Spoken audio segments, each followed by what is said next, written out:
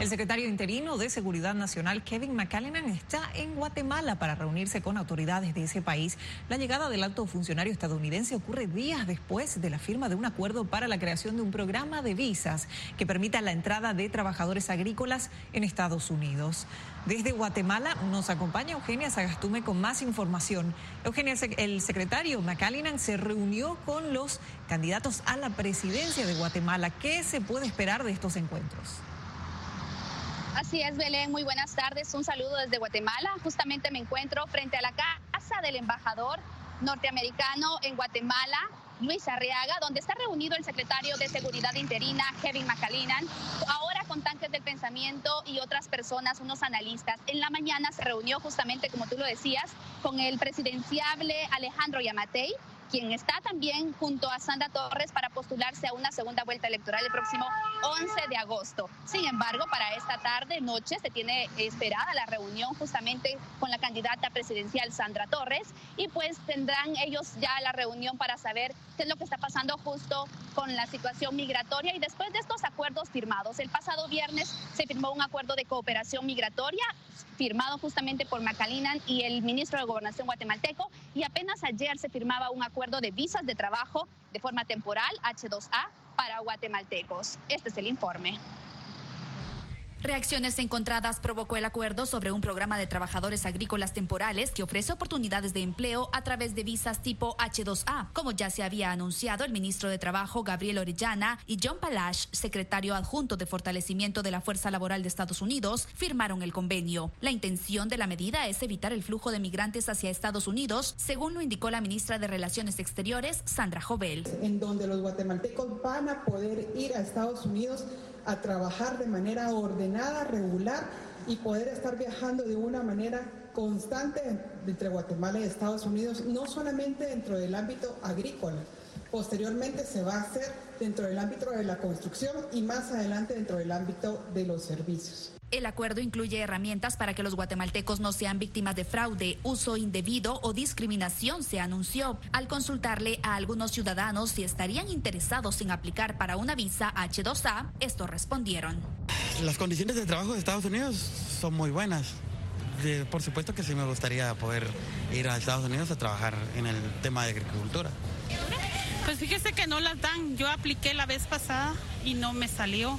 Yo no estoy de acuerdo, ¿verdad? No es válido para todos. El secretario de Seguridad interino de Estados Unidos, Kevin McAleenan, permanece en Guatemala en reuniones con los ministros de Gobernación y Relaciones Exteriores, presuntamente para afinar detalles del acuerdo de cooperación migratoria firmado el viernes pasado. Eugenia, muchas gracias por tu reporte. Vamos a estar atentos al resultado de estas reuniones en Guatemala. Pasamos a otra información. Avances en la lucha contra las pandillas se registran en el área de Long Island, en Nueva York. Las detenciones allí se han incrementado y se reporta un trabajo de inteligencia que busca evitar el reclutamiento de nuevos miembros. Ana Olmedo, quien es salvadoreña, vive desde hace 15 años en el condado de Nassau, en Long Island, una zona conocida a nivel nacional debido a la presencia de la pandilla MS-13. Área de Hempstead, de ya Freeport, todos esos lugares son muy peligrosos. Yo casi trato la manera de no transitarlo, porque ¿para qué uno, si sabe a dónde está el peligro, para qué lo va a buscar?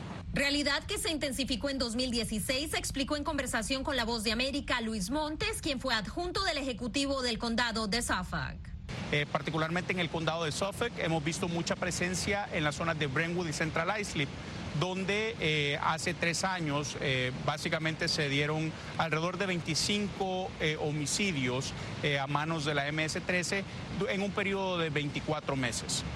Reclutar menores de edad en las escuelas es una de las estrategias usadas por pandillas como MS-13, de acuerdo a las autoridades, lo que les permite, según los expertos, usarlos para cometer los crímenes más serios, ya que no enfrentan legalmente las mismas consecuencias que los adultos. Ese tipo de personas no tienen escrúpulos, ellos no respetan niños, no respetan mujeres, no respetan ancianos, no respetan nada, ellos hacen el daño y no les importa. Sin embargo, las autoridades han logrado establecer mecanismos para contrarrestar a estas pandillas. En los últimos 18 meses es casi cero el número de homicidios, no se conoce de algo, hay que verle el número de desapariciones porque eso también es importante, pero no hay un caso conocido en los últimos 18 meses. Ha habido más de 350 arrestos que, quieras o no, eso tiene un impacto bastante fuerte. Para combatir estos grupos criminales en Long Island y sus alrededores. Celia Mendoza, Voz de América, Nueva York. Después de la pausa, más ayuda humanitaria para Venezuela. Los detalles en instantes.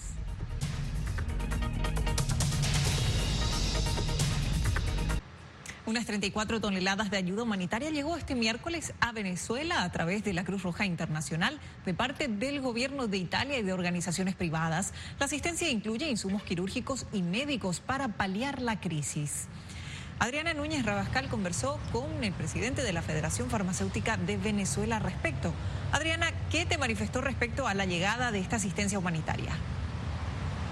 El presidente de la Federación Farmacéutica de Venezuela, Freddy Ceballos, pidió a otras naciones sumarse a la iniciativa de Italia de enviar un total de $3 millones en medicamentos e insumos quirúrgicos, pues dice que este cargamento y los dos anteriores enviados a través de la Cruz Roja Internacional no son suficientes para atender las necesidades de los venezolanos. Sin embargo, ha manifestado que la Cruz Roja y la Federación Farmacéutica de Venezuela están siguiendo paso a paso estas donaciones que se han hecho tanto el día de hoy como las realizadas en el pasado mes de abril. Escuchemos lo que dijo el presidente de la Federación Farmacéutica de Venezuela. Medicamentos para la diabetes, sobre todo llegan insumos médicos, que es grave la situación que tenemos en los hospitales con los insumos médicos, y evidentemente es una de las cosas que más necesitamos y requerimos, pues, porque de nada te vale que tú tengas el medicamento si no tienen cómo explorarte. Ojalá nosotros podamos lograr que lleguen reactivos para laboratorio, porque lamentablemente el diagnóstico está muy comprometido porque no le podemos hacer los exámenes a los pacientes.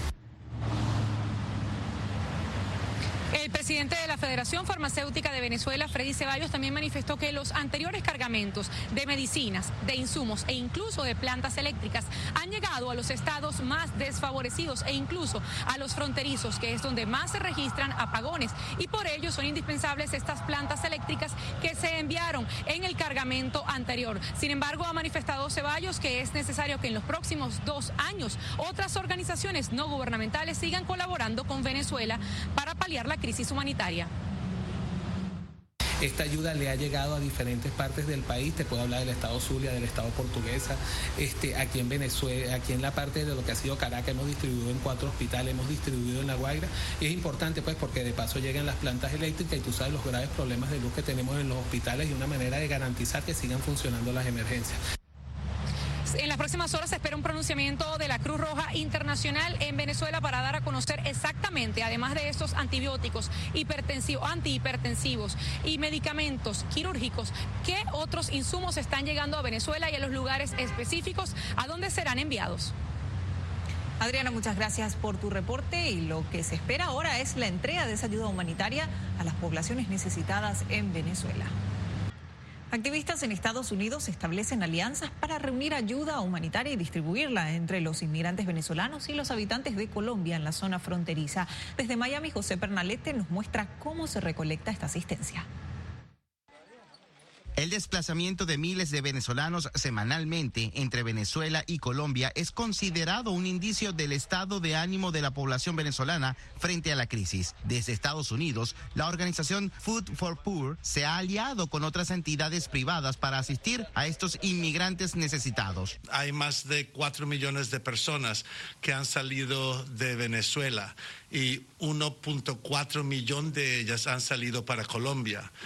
Por ejemplo, son más de 5.000 personas que salen diariamente por Cúcuta solamente, y es solo uno de los puertos de entrada. Ángel Aloma, directivo de esta organización, en entrevista con La Voz de América, mostró los galpones donde se almacenan los insumos. Cilindros plásticos contienen los alimentos no perecederos para su distribución en Colombia. Y entonces los caballeros de Malta allí distribuyen comida que enviamos nosotros. Hemos mandado 3 contenedores que tienen llenos de comida, un Mana Pack se llaman, que no solo es arroz y frijoles, sino que también tiene las vitaminas, la proteína de soya, Actualmente desarrollan un plan de construcción de 60 viviendas para entregarlas a venezolanos necesitados. Esta alianza también apoya a los colombianos que atraviesan dificultades y, de acuerdo a Loma, el aporte que proporcionan ayuda un poco a su frágil situación. Porque esto no es solo para los venezolanos, pero también para los colombianos que fueron víctimas de las guerrillas que de antes. Estamos también en eso para ayudarlos a todos. José Pernalete, Voz de América, Miami.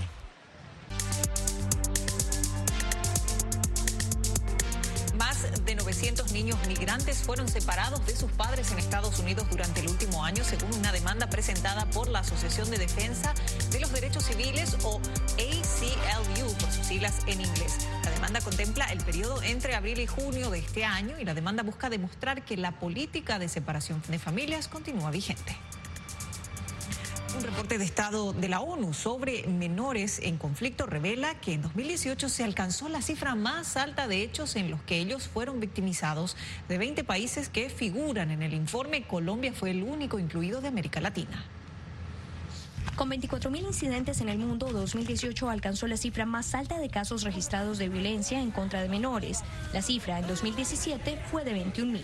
El mayor número de casos de muertes y heridas graves de niños y niñas en toda la historia de este mecanismo de Naciones Unidas, una tendencia que vemos muy preocupante. Un aumento en el reclutamiento de menores en Colombia fue el resultado obtenido al mirar hacia el único país de América Latina que, por tener conflicto armado, forma parte del informe que acompañó a Adrián Lapar, The Watch List on Children and Armed Conflict. Se registraron casi 300 casos de reclutamiento de niños y niñas, comparado con el año anterior, que se registraron 169 casos. 4.800 niños fueron desplazados en Colombia durante 2018, señala el reporte. Pese a que Venezuela no entra en el informe por no ser un país en conflicto armado, sus menores sí han sido víctimas de reclutamiento en el país vecino. Como muchos vienen sin acompañamiento de padres o de otros protectores, pues también pueden correr riesgo de explotación, otros abusos, de tráfico. Los movimientos guerrilleros ELN, EPL y las autodefensas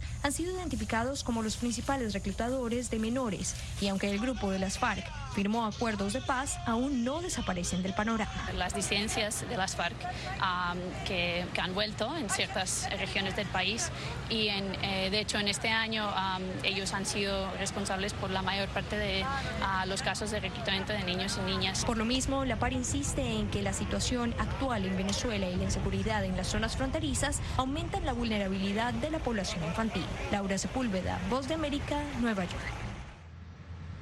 Nos despedimos de esta emisión del Mundo al Día con un festival de globos de aire, con el festival de globos de aire más grande del mundo. El evento atrae más de 500 globos aerostáticos en unos 50 países al noreste de Francia. El festival, que se realiza cada 2 años, se extiende durante 10 días y esta edición celebra su 30º aniversario.